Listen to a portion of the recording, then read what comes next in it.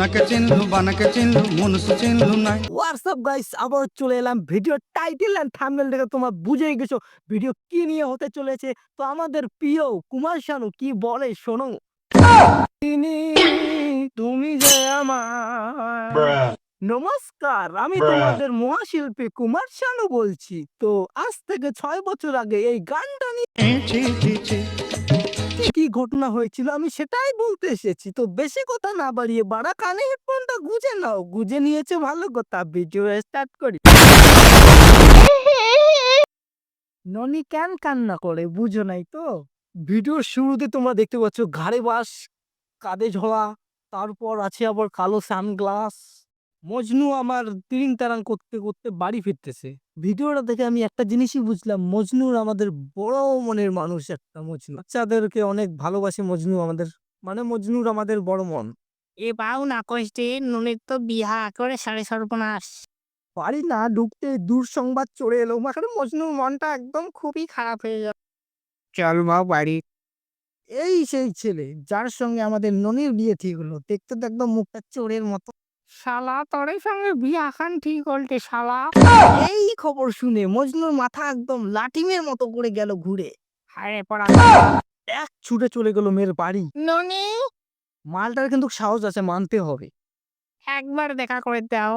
তুই শালা কথা বুঝিস না। দূর বা- আহা, এ শালা।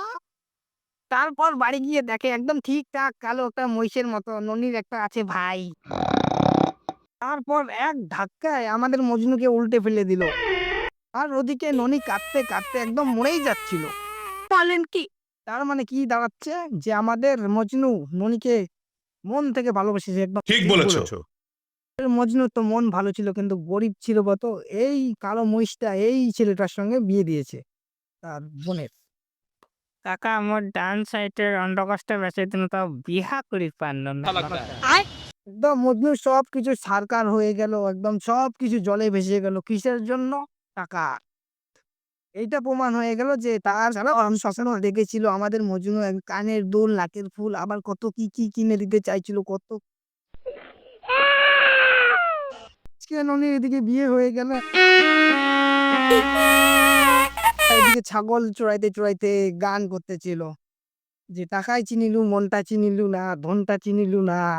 মনকে দেখলু তুই ননি সিনা মনকে চিনলু নাই, তোনাকে চিনলু।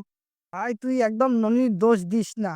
100% ও চেষ্টা করেছিল, বিয়ের দিনেও তোর কাছে চলে এসেছিল। মজনু, তুমি কাই প্রিয়, তুমি এসেছো প্রিয়। কিন্তু দুর্ভাগ্যবশত ওর ভাই তোর পেছন থেকে এসে এক বাড়িতে তোর মাথাটা ফাটিয়ে দিল। প্রিয়, কিছু হবে না প্রিয়। কিন্তু আমার একটাই প্রশ্ন হচ্ছে, তোর মাথা দিয়ে বের হবে রক্ত কিন্তু হচ্ছে আলতা। বাঁচাও প্রিয়। রক্ত কেন বের হলো না আমি এটাই ভাবতেছি। নাকি তুই ডুপ্লিকেট? বলেন কি? না, ছেলেদের ভালোবাসা তো মিথ্যে হয় না।